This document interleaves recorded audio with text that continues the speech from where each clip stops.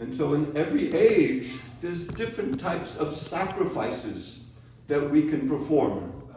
And in the previous ages, the sacrifices were very severe. But in our age, the Kali Yuga, we don't have many attributes. We don't have many great qualities as in the previous ages. But so that's why in the Kali Yuga, the chanting of the holy name is the greatest attribute that it's available to everyone. Just like the devotees were chanting just a few moments ago, some very beautiful kirtans were going on, very sweet. Both of the kirtans, where's that other devotee that lived one of the kirtans? But anyways, this is the nature of the our age, is to do some service and also to chant and also to hear some Krishna Katha. And so Krishna Katha can be done in two ways: philosophy and also some stories of the Supreme Lord. And one of the things that I find, I was just reading in the Bhagavad Gita, the third chapter, there's a very interesting verse. That verse in the third chapter explains, this is not too loud, is it? I don't want anybody's hearing to be too painful. But in the third chapter, actually I have the third chapter over here. It's a very beautiful verse. Whatever action a great man performs, common men follow. And whatever standards he sets by exemplary acts, all the world pursues. So this is a very interesting verse. Krishna, he's making this definition. And practically speaking, he's saying that in every society, we need good leadership. People who are examples, people that we can follow, that we can trust. And so Prabhupada, he explained that in the Kali Yuga, there are no good examples of good leaders. It's hard to trust anyone in the world. There's so much cheating, so much manipulation, so much exploitation going on. And Prabhupada, he had a very far-reaching vision. He saw that there was a lack of Brahmins. The Brahmins actually are not the leaders of society, but the Brahmins can give some advice, can give some guidance to the leaders if they want to take it. Nowadays, not so many leaders are taking advice from the Brahmin community, but this was the situation in the previous ages. And that's why, in the previous ages, just like the story of the Mahabharat, it took place 5,000 years ago. And so in the previous ages, people had a very good sensibilities. They understood the distinction between dharma and adharma, piety and impious, or also they understood the vidya and avidya. In the Srimad Bhagavatam, in the Sri Upanishad, it explains that you have, when you...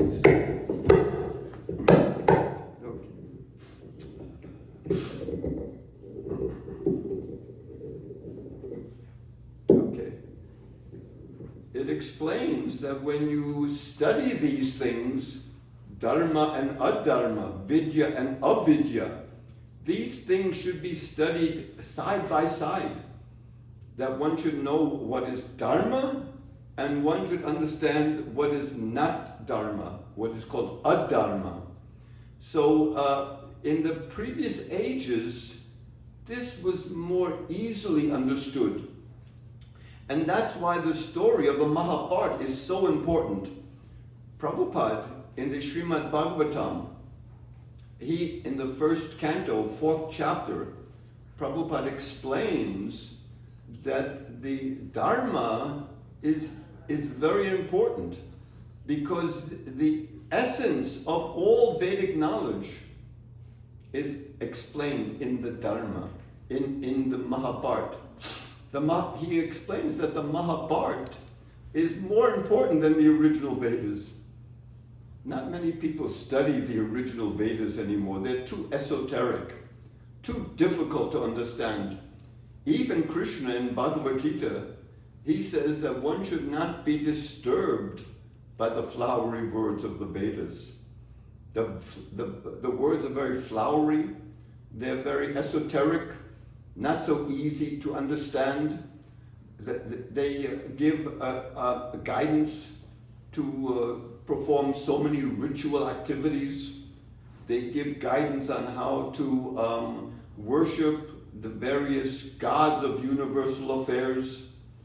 So this is not so crucial in this age. In the previous ages, people understood these things and they could follow these things. But that's why Krishna spoke Bhagavad Gita to Arjuna on the battlefield of Kurukshetra. The Bhagavad Gita is like the Vedas for dummies.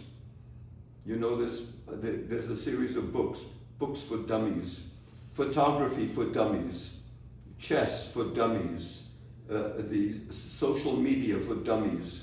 So many books. So people buy these books, they're not dummies, but these books explain things. They explain very complicated things in a very easy way.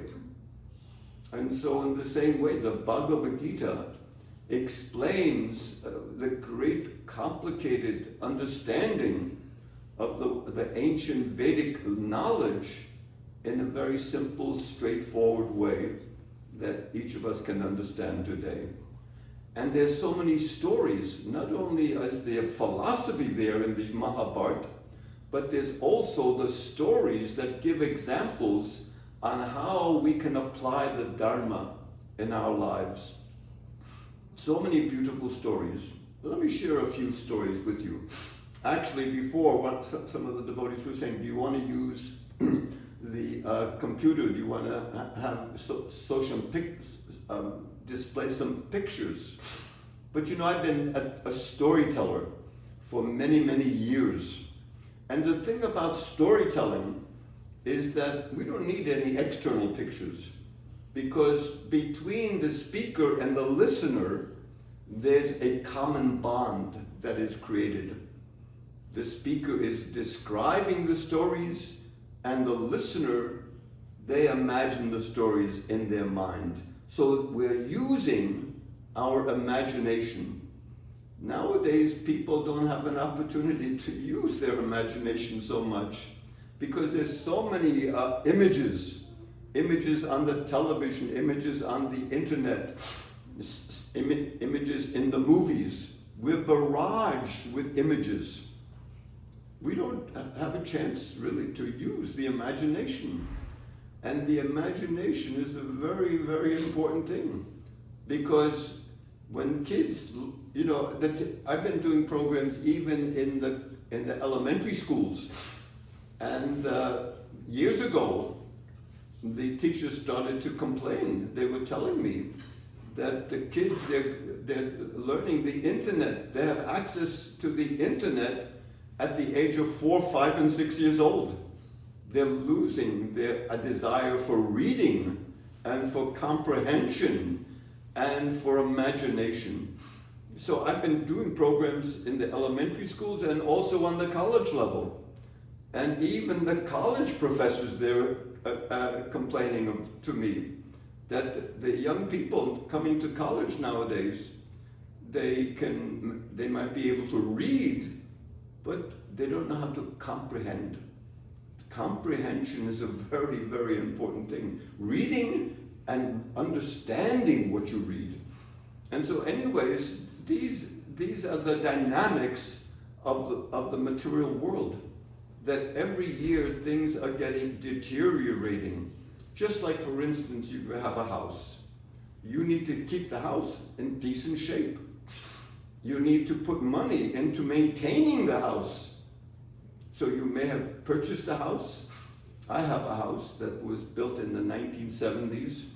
And so the thing is that not only do you have to live in the house, but you have to spend some time and effort and resources, financial resources, to maintain the house. This maintenance is very important. And so there's so many different dynamics. And all of these things are explained in the Mahabharat. It's an extraordinary book. But I'll give you just an example of several stories. You know, Arjuna was part of the Pandava brothers. There were 5 brothers, the Pandavas, and they had rivals. Their rivals were their cousins. 99 cousins. They were a big family, headed by Duryodhana. And Duryodhana was very envious of the Pandavas.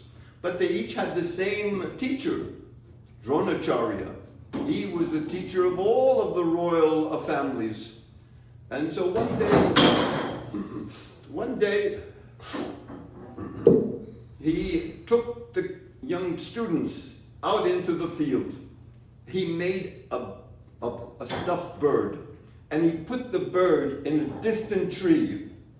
Probably you know this story, because he wanted to test each of the students.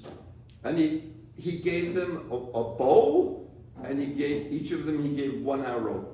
And he called one of the students up, and he said, take aim at that stuffed bird in the tree.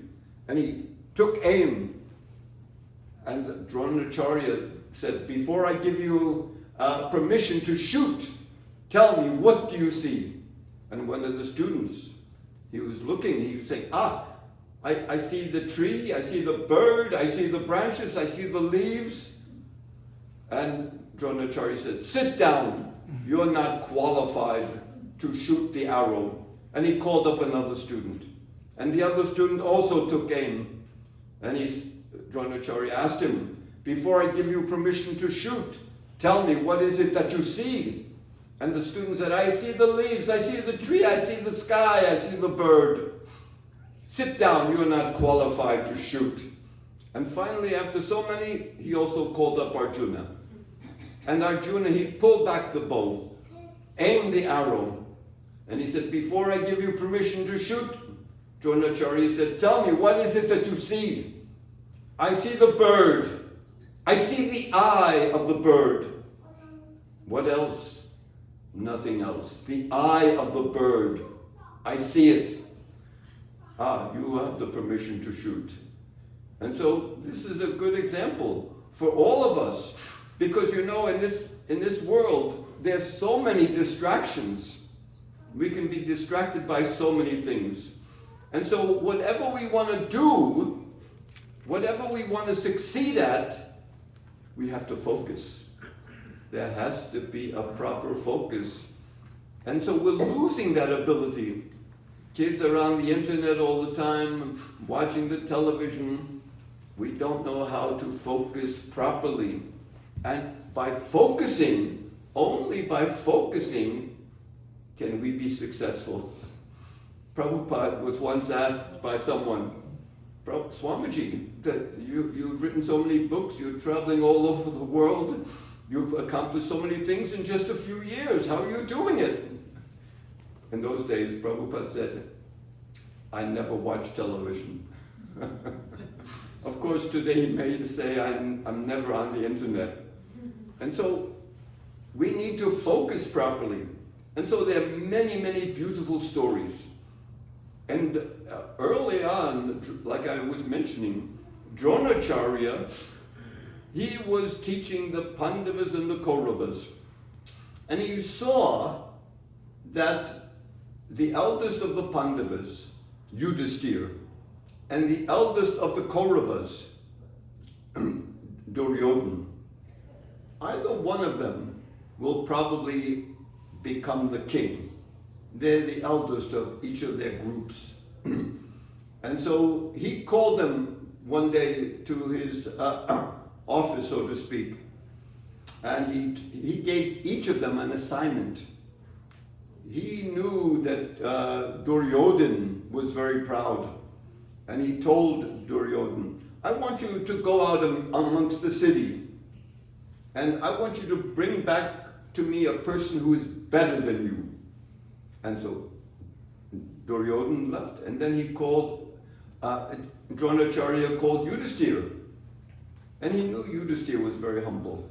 And he said, I want you to go out in the city and you bring back somebody who is lower than you. And so they both were looking around. And Duryodhan, he met some Brahmins, and he said, we Kshatriyas, we are protecting the Brahmins. I'm better than the Brahmins. And then he was going through the marketplace, and he was thinking, all of these people, they're relying that they need to be protected. They're making their crafts, they're making their products, they're bringing in fruit and vegetables into the market, but they need protection. Yes, I'm better than they are. And even he met some other nobles, and the nobles offered their pranams to Duryodhan. And he was thinking, just see, even the nobles are giving me respect. I'm better than the nobles. And he said, he finally went back and he said, told Dronacharya, I can't find anyone who's better than me. I'm the best. In the meantime, Yudhisthira was looking around. He also wandered through the marketplace. And he was thinking, look at all of these people. They're so busy developing their crafts, developing their products. These people are so important. Because of them, they're feeding society. They're clothing society. They're giving all of society, all of the people in society, and even the kings, they're giving them the resources how they can live peacefully. We're all dependent upon the merchants who are creating these products. They are much better than me. I am their servant. And then he saw the Brahmins, and he said, the Brahmins, they help us, guide us in life. They're giving us knowledge that they're so much better. We cannot do anything without the blessings of the Brahmins. And so he was also going around. And that day happened to be a fast day. And that meant a fast day, you don't eat any food, you don't even drink any water. And he was walking around, and then he saw a man by the well. He was taking water, a bucket of water out of the well. He said, look at this man. He's taking water from the well on a fast day. I found somebody who was lower than me. Because Yudhisthira was thinking, everybody's better than me. But this man, he was about to break the fast. He was drawing water from the well. But Yudhisthira saw, he didn't drink the water. He took the bucket and he brought the water to his horse. And so in this way, Yudhisthira said, I'm such a fool. I was critical of this man. He wasn't going to break the fast. He only was bringing the water to his horse. And so he went back. Dronacharya, he said, well, did you find? Oh, no, Yudhisthira said, I couldn't find anybody lower than me. I'm the lowest. And so Dronacharya, when he heard these words, he thought, here is the person who is qualified to be the leader.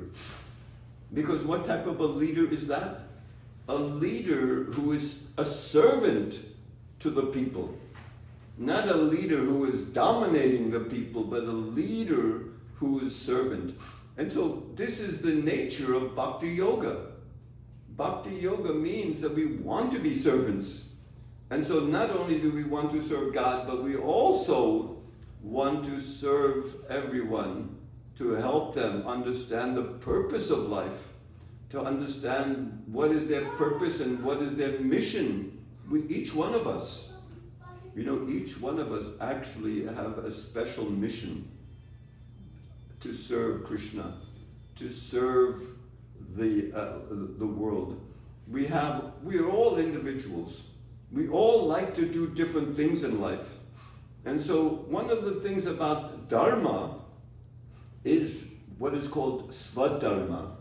Svadharma means our propensities, who we are as individuals. And so we utilize, Prabhupada actually mentioned that we can utilize our propensity. This is the best way to serve Krishna, to serve the public, to serve others, is whatever propensities that we have. We can, usually we're utilizing our propensity to generate an income for ourselves. That's one thing. But also we can utilize our propensities, asvadharma, to serve the public as well. So we have two missions. One, we have to maintain ourselves. That's understood. But the other purpose is to serve, to be humble servants of the Supreme Lord and of society. Even Arjuna, later on in life, Arjuna, he and Krishna were having a picnic, and they went away from the picnic. Their families and friends were having a picnic, and they went to a special forest. I forget the name of that forest. Anyways, they went to the forest, and an old man came. Actually, it was Agni. And he said, I need your help because I need to devour this forest. Can you please help me, feed me? And so they said, of course, yes, we'll help you. And so Agni, he was sick for some reason. And he was told, if you want to cure your sickness, then you have to devour this particular forest. It's a small forest. Then, because there's so many valuable herbs growing in that forest, if you devour the forest, Agni, the way he ate, he devoured everything by fire. But Indra, he wanted to protect the forest. So whenever Agni approached and he began a fire to devour the forest, Indra sent torrents and torrents and torrents of rain.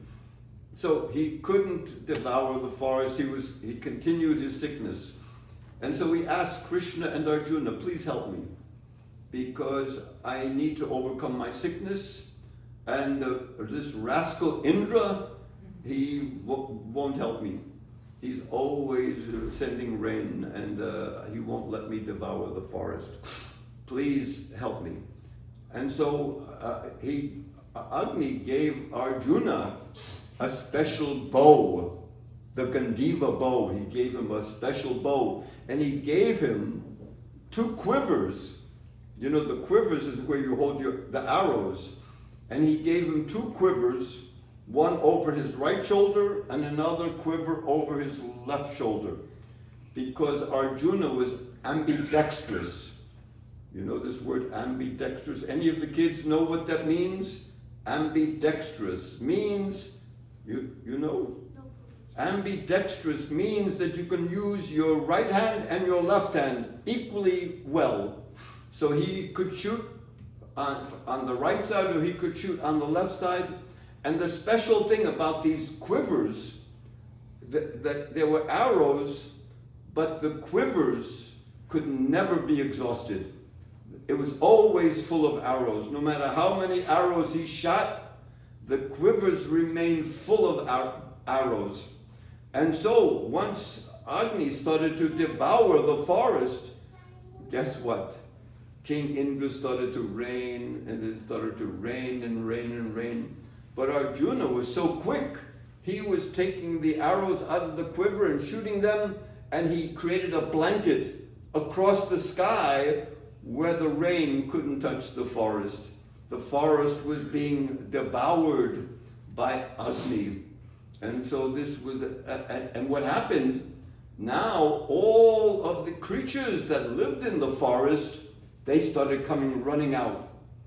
And it's understood Krishna, he understood that these creatures who took shelter in the forest, they were demoniac personalities. And so Krishna and Arjuna, as soon as they come running out of the forest, because the forest was ablaze with a great fire, all of these creatures started running out, and Krishna and Arjuna were shooting down the creatures. They couldn't escape. Either they were burned to death, or Krishna and Arjuna, they were shot by the arrows of Krishna and Arjuna. And finally, there's one person who was holding out. He wanted to survive. And finally, he ran out of the forest. This was Mayadanava. Mayadanava was a great architect of the demons. He performed many architectural wonders for the residents of the lower planetary systems. He created cities and buildings that were very extraordinary. And so he came running out, and he fell at Arjuna's feet. And he said, "Please spare me, don't hurt me." And Krishna said, he's a demon, kill him. But this is the nature of Dharma, because especially for the warrior class, the leadership, if someone comes to you begging for protection, just like this man came to Arjuna begging for protection, and Arjuna couldn't refuse. He said, "You've come to me, I'll give you protection, of course. I won't even let Krishna kill you. Krishna wants to kill you, but I will protect you because you have taken shelter of me. This is my function as a leader, to protect whoever comes to me." And so finally, Mayadanava was so grateful. He asked Arjuna, and this is one of the things that I'm talking about, Swadharma. He asked Arjuna that you tell me whatever you want. You have protected me, even against Krishna, your friend. I'll give you whatever you want. You name it. And so Arjuna said, this is my Swadharma, to protect. I can't make a profit off of you. You might want to give me some reward, but this is my duty to society. I'm not going to take advantage of anyone who comes to me for protection. This is my duty in society. And so Mayadanava was amazed. And he said, "Well, what can I do for you?" He said, "I don't want anything from you. But if you want to give a gift, then give it to Krishna." And so now Mayadanava fell at Krishna's feet. "Please, what can I do for you?" And Krishna also didn't want to take advantage of this man. He said, the Pandavas had built a wonderful city, Indraprastha. They built their own city. There was Hastinapura, and now the Pandavas, they were given a tract of land, and they built a beautiful, magnificent city, Indraprastha. But Krishna said, they don't have a meeting hall. There's so many buildings in Indraprastha, but there's no assembly hall. There's no town hall where people can come and meet. And so you can build Yudhisthira. Yudhisthira is the king of this land, this Indraprastha. Please, if you want to do something, and you're a great architect, build Yudhisthira, a great architectural wonder. And so Mayadanava, he wanted, because somebody went out of their way for him, now he wanted to reciprocate. This is the nature of civilized society. People want to do things for each other. Actually, Prabhupada was once asked this question, I think was by a reporter. He said, "What is Hinduism?" Prabhupada, he said that, he wasn't so keen that, everyone can keep their own religion. We're not asking anybody to abandon their religion. to change their religion. This Vaishnava tradition actually is even more profound. It's a very profound philosophy, that is the essence of all religious traditions. And so Prabhupada was asked, what is Hinduism? And Prabhupada gave such a simple definition. Hinduism, he said, means to do good to others. That is so profound. And that is the essence of all religions. Why only Hinduism? And so people have to understand this. And Prabhupada, like I mentioned earlier, he created, from coming to the West, devotees came to him to surrender to his mission.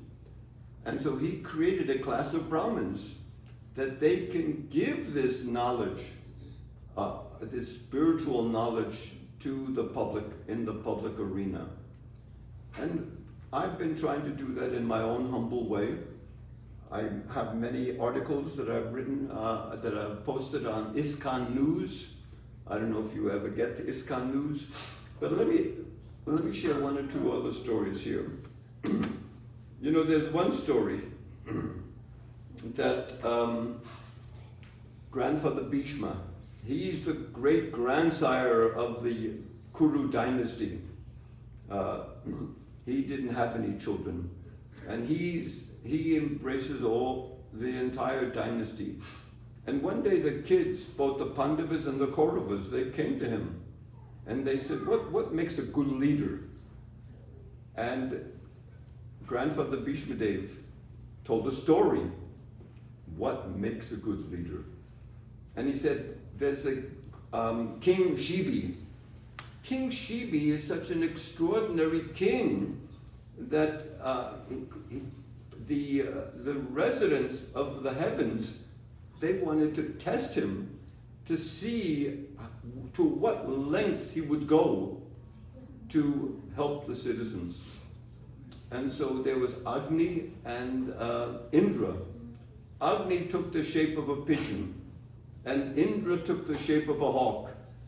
So the hawk is usually attacking the birds. The hawk is the predator. The pigeon is a humble bird, doesn't want to bother anybody. It could have been a pigeon or it could have been a dove. And so the hawk is chasing the pigeon, and the pigeon is flying here and there. It couldn't find any other shelter. It flew into the palace of King Shibi and begged the king for protection. So, you know, this is the king, somebody is coming to the king for protection. And so Prabhupada explains that not only are the human beings citizens, but the animals are citizens, the birds are citizens, even the trees are citizens. Everyone should be protected. And so in this way, the bird flew down and begged King Shibi, please, the hawk is coming. He wants to devour me. Please give me protection. And then the hawk shows up, and King Shibi wouldn't let the hawk touch the pigeon. He said, you know, I have a warehouse full of food. You go to the warehouse, you take whatever you want. And the hawk was laughing. What are you talking about? The hawk was laughing. I'm not interested in human food. This pigeon is my food. I'm a hawk. Sometimes I eat other animals or other birds alive. And so I want real, alive food. I don't want your human food, your milk, or your grains, or your fruits and vegetables. No, I want live food, like the body of the pigeon. And so the king thought, he said, well, I'll tell you what I'll do.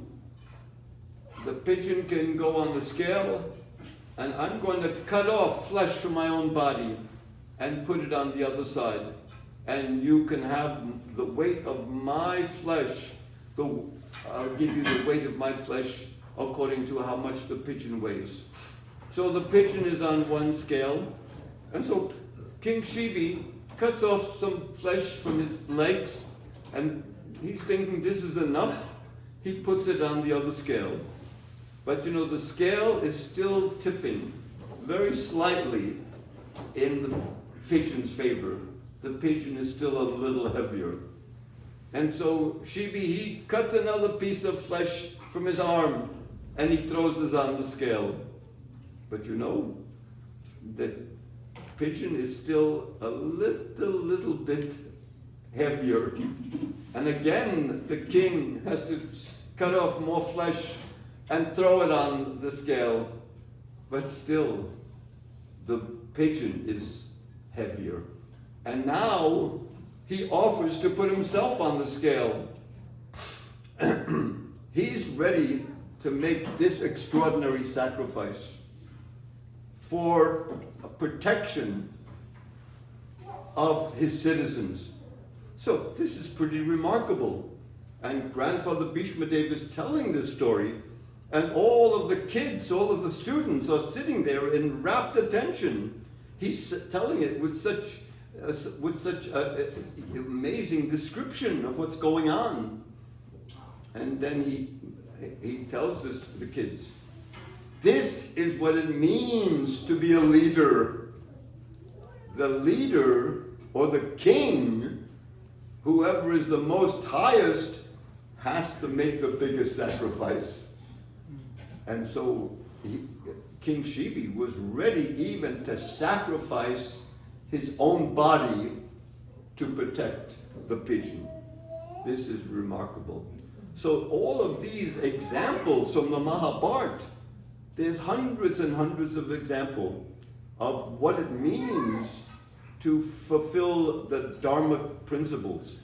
You know, there's 4 principles of the Dharma. There's truthfulness, compassion, internal and external cleanliness, and also to make some sacrifice, to go out of your way to help somebody else. These are the 4 principles of the Dharma. Of course, there's so many other details, and all of these details come out in the stories of the Mahabharat, in the stories of the Ramayana, in the stories of the Bhagavad Purana. So we can learn so much. These stories, even though they're thousands of years old, this is my point, they're still relevant today to show people how to behave with one another. This is very, very important. And so that's why Prabhupada, he made such a great effort to come to America to give this knowledge to the Western world. And so I'll share one final story with you, because so far I've been telling stories about the men. And Draupadi, she was also such a great devotee. And she was also, you know, when people have no other recourse, usually the men, they're thinking, let me figure this out by myself. Then I'll apply my knowledge to the problem, and I'll figure out the problem myself.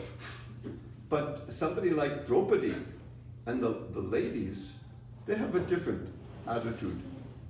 They say, this is a very profound problem. Let me take it to Krishna. Let me surrender to Krishna. We all know the story of how the Kauravas, they wanted to disrobe Draupadi, and she didn't have the power to stop them.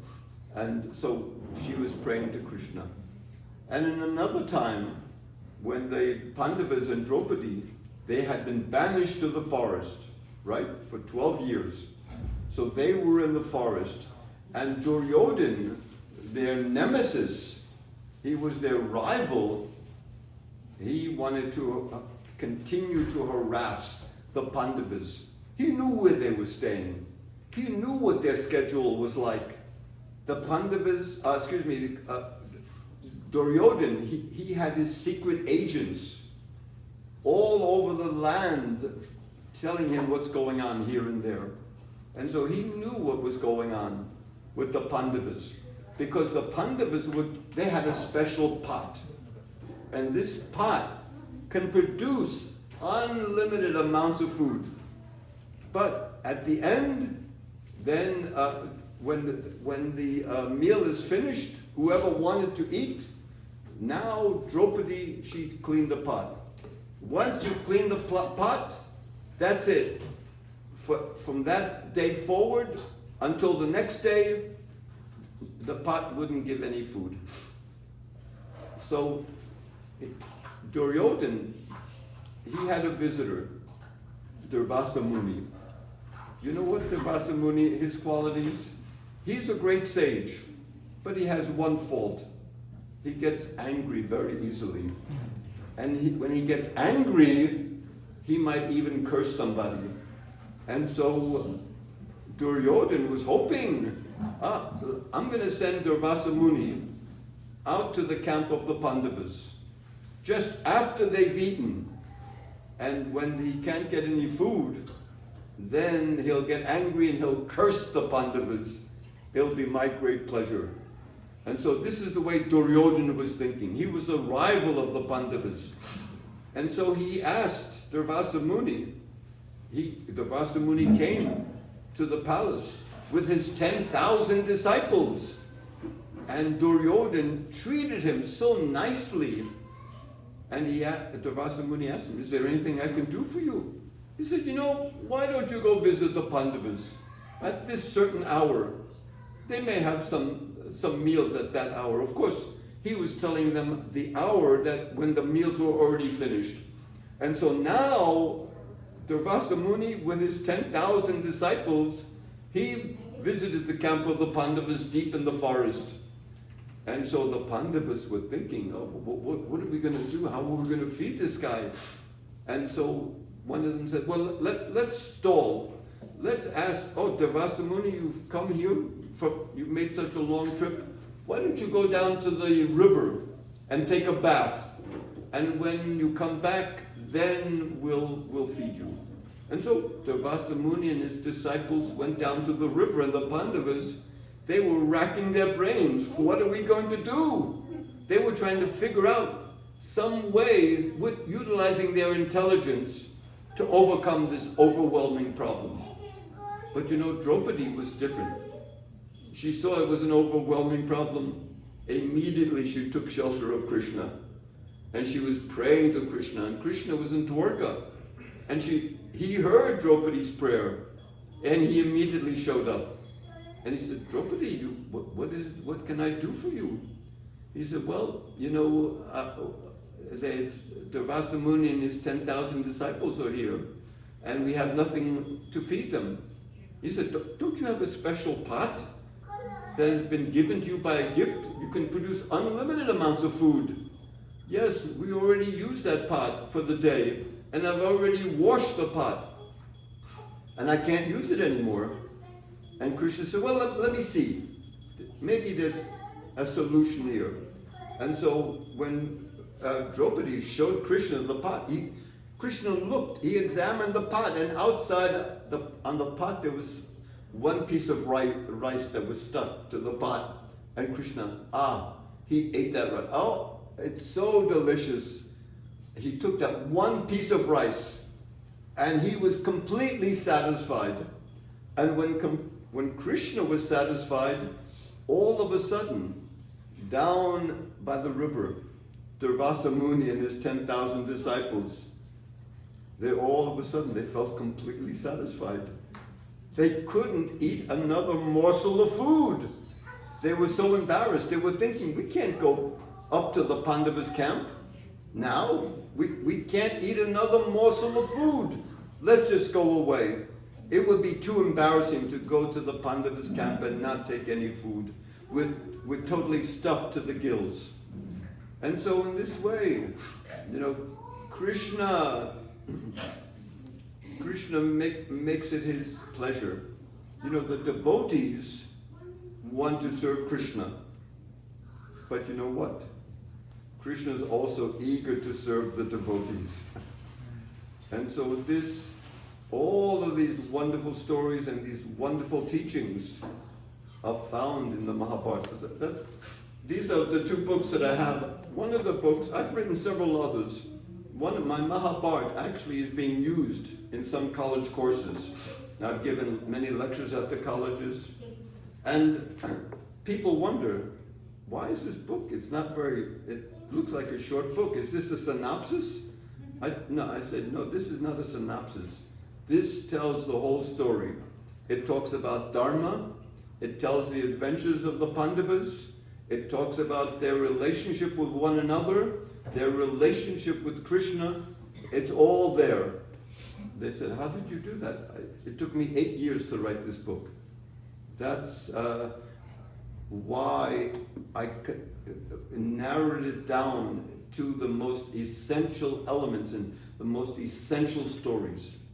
Because out of 100,000 verses of the Mahabharata, practically speaking, there's only really 20,000 verses that tell the story of the Pandavas.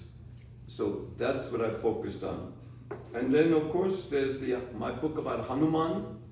And last year, Radhanath Swami, he read this book a couple of years ago. This has been out for 5 years now, four or 5 years.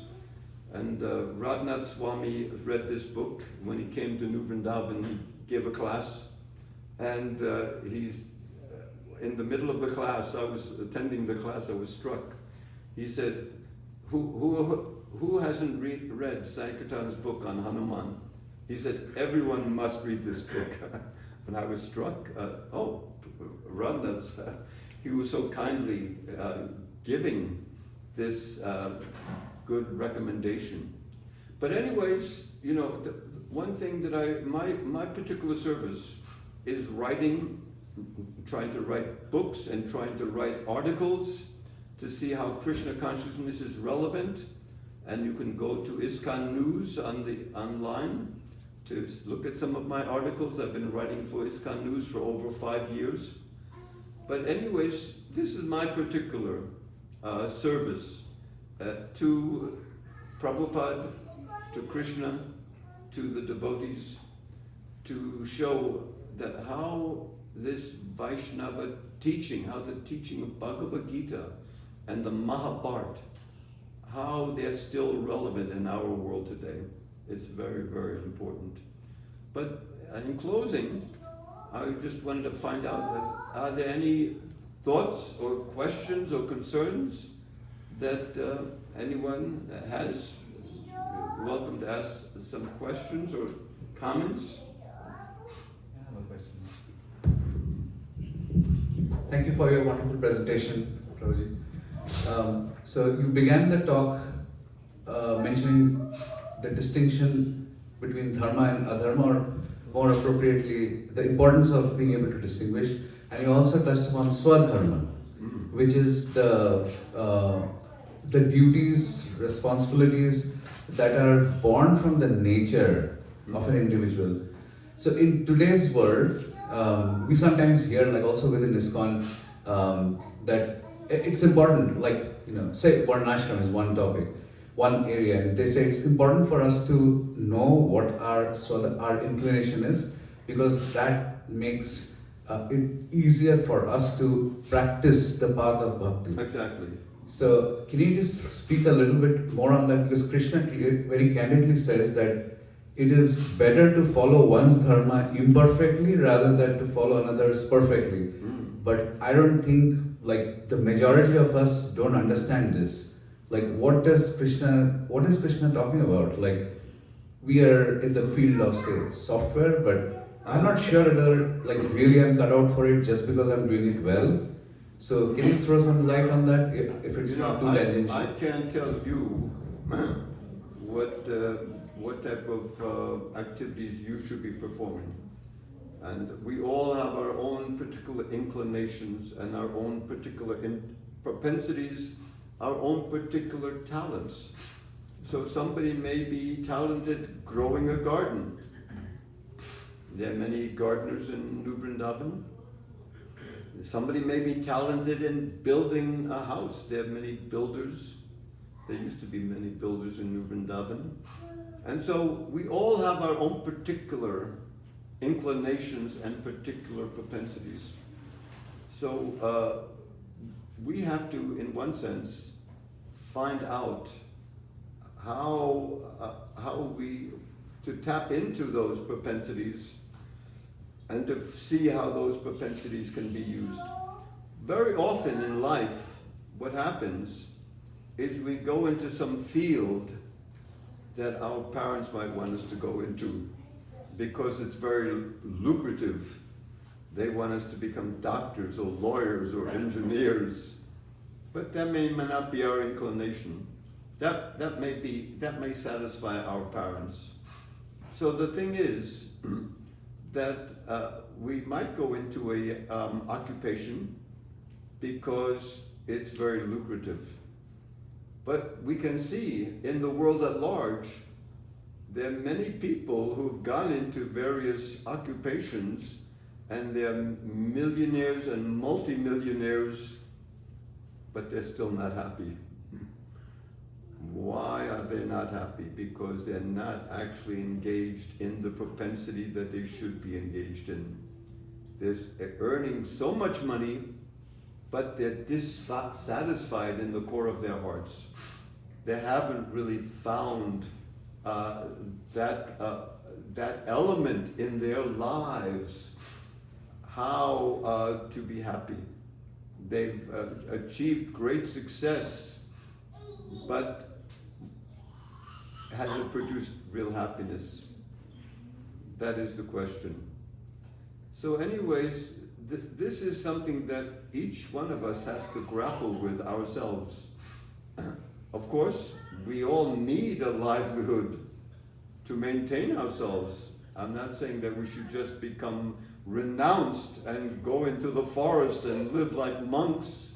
No, that's not the mission of Chaitanya Mahaprabhu. You know, in the previous ages, if one wanted to enter into spiritual life, then they would abandon their friendships in society. They would go into the Himalayan mountains.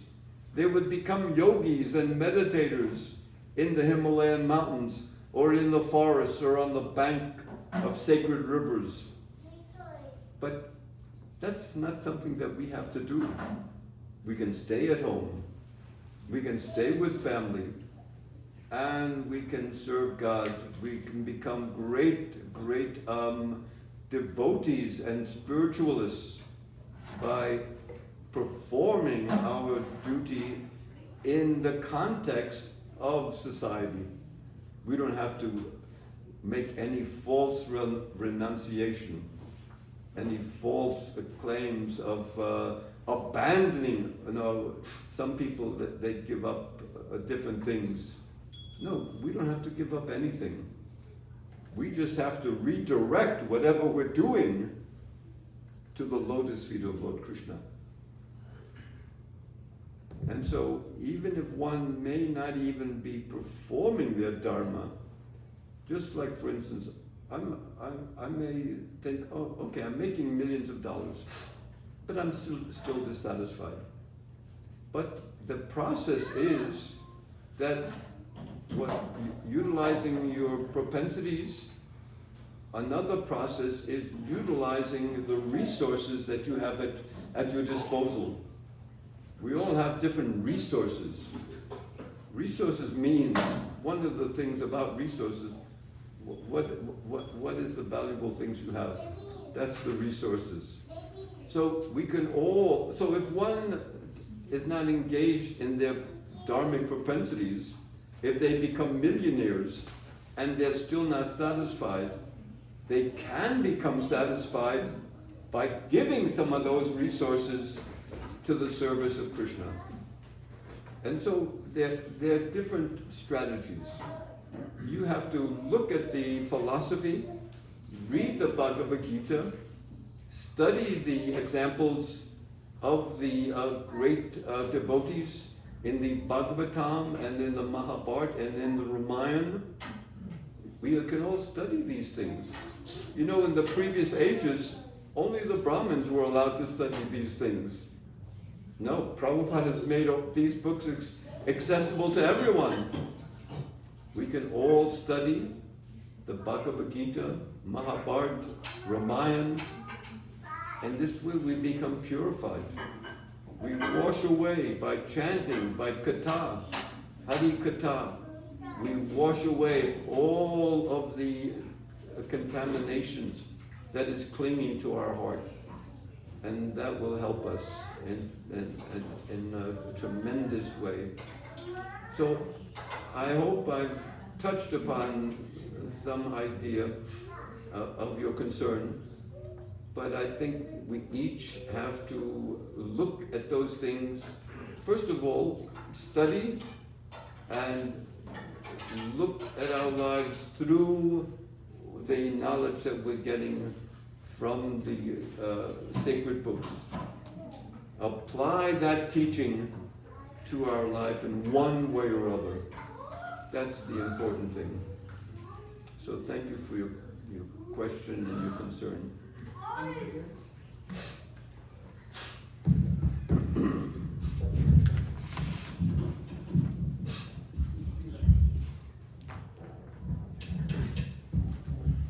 Hare Krishna, dear Sankirtana Prabhu, thank you so much for such an inspiring class. Prabhuji, you mentioned in your talk about the qualities of a leader, and you gave an example of Yudhishthira and Duryodhan, and then I think you mentioned about being a leader in the mood of a servant. But that's it's quite an interesting idea, but at the same time I found it's little contradictory. Like for example, if a leader, a king, is in the mood of a servant, like genuine, in the mood of servant.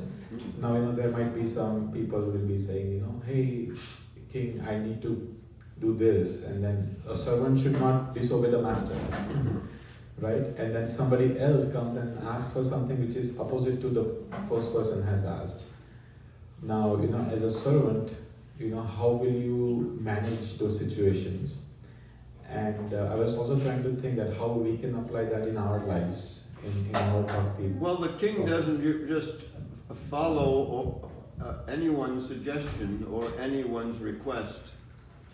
He has to, in a sense, every good leader has a council where from that council he can draw good advice.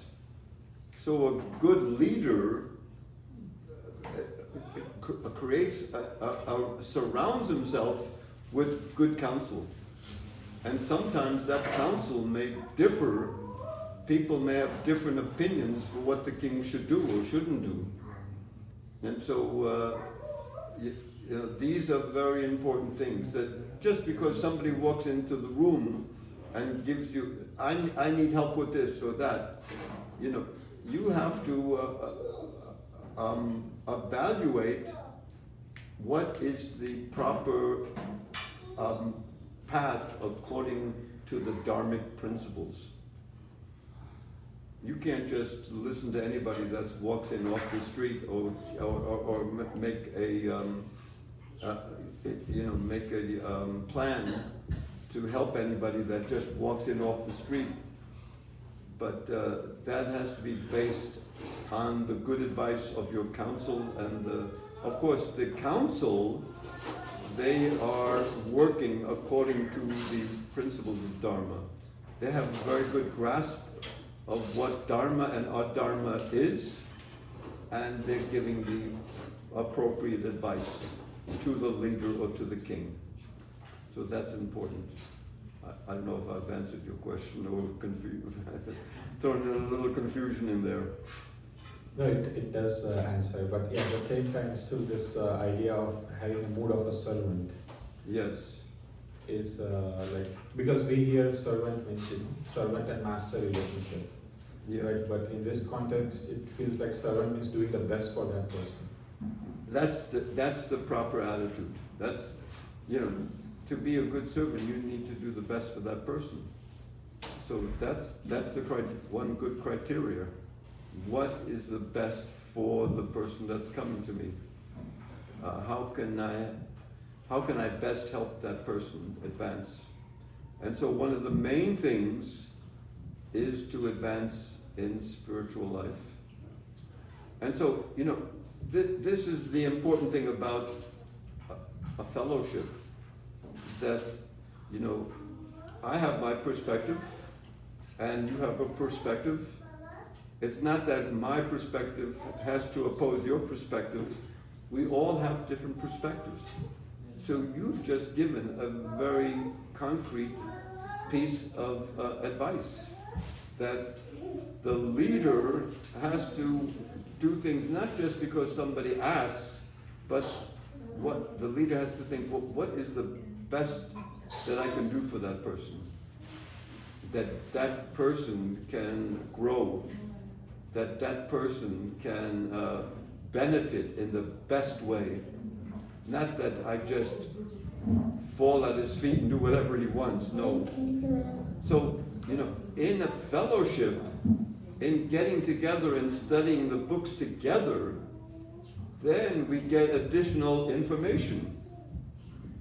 It's one thing to study the books by yourself, but if you study the books together, then we can help one another.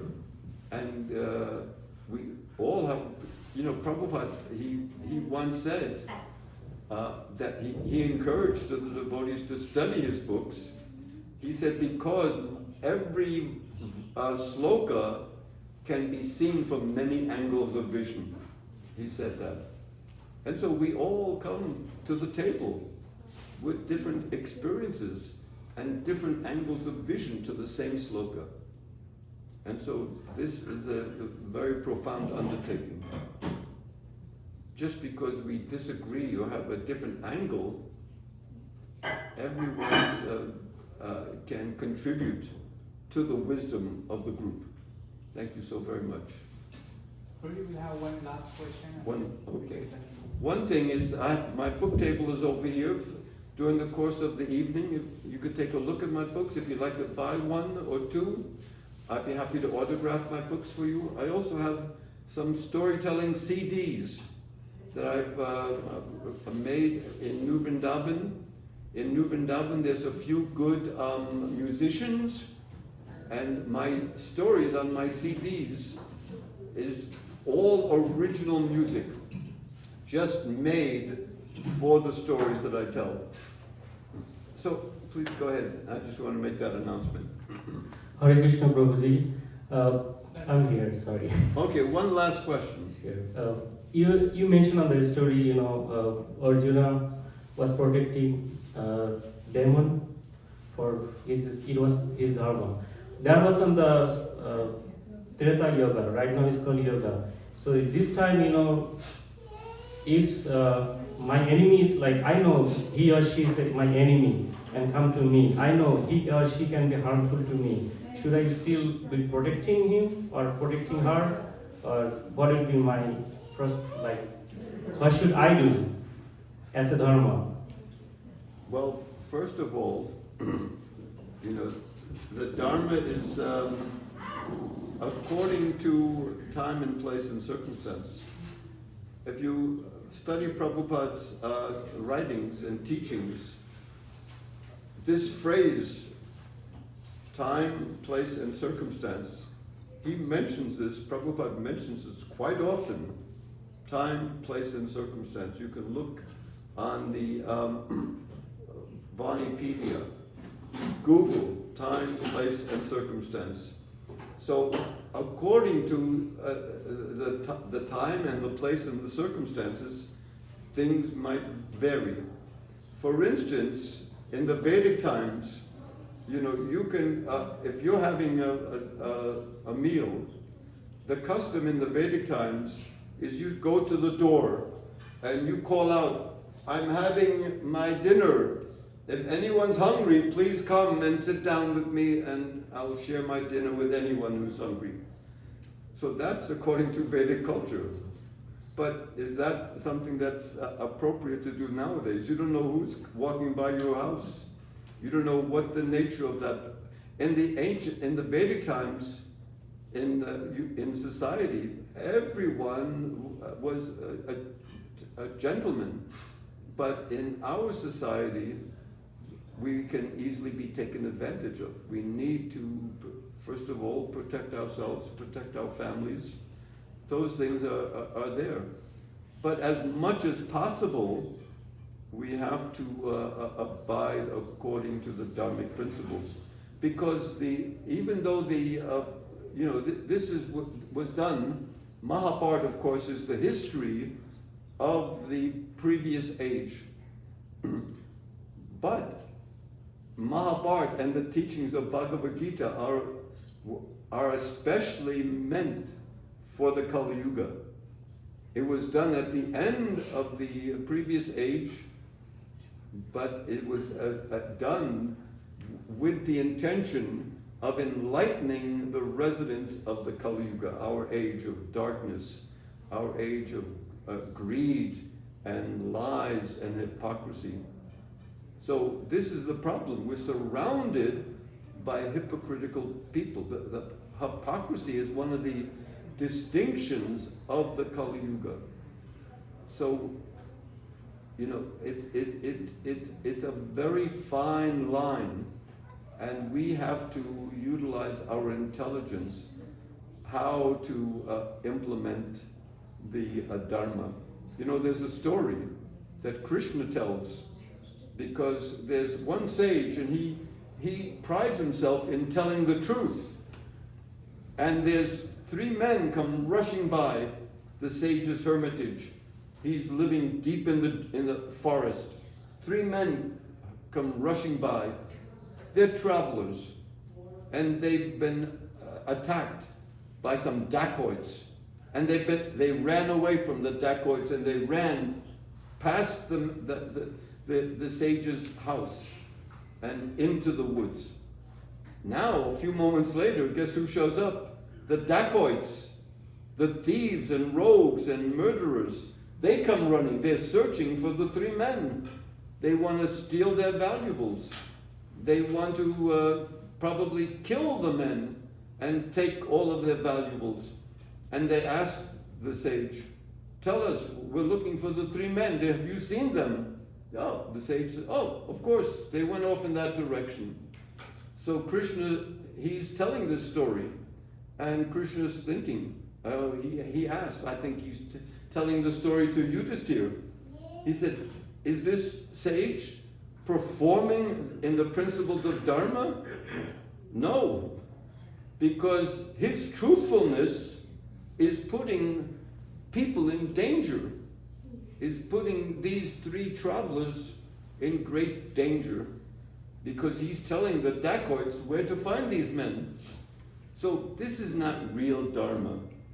We have to utilize our intelligence on how to apply the truth. Was the truth necessary at this particular moment? No, the truth at this particular moment put 3 men in danger. So Prabhupada uses this term, that you have to do things according to time, to place, and what are the circumstances. So we can't just blindly go around thinking that we're following the Dharma. We have to utilize our intelligence. Don't forget the intelligence. Krishna has given us intelligence, and we have to utilize it in the service of Krishna and in the service of the public. So thank you so much for your question. So thank you so much for listening to my katha, my stories, and I hope that I can come back again, if you'll allow me to come back sometime in the future.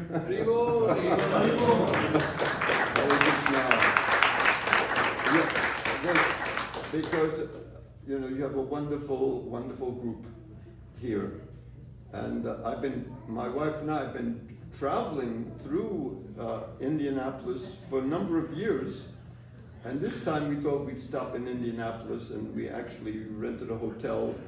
And we thought, you know, could there be a meeting place of we Googled ISKCON Indianapolis, and we discovered, hey, there's actually devotees that live here, and they're having a regular meeting.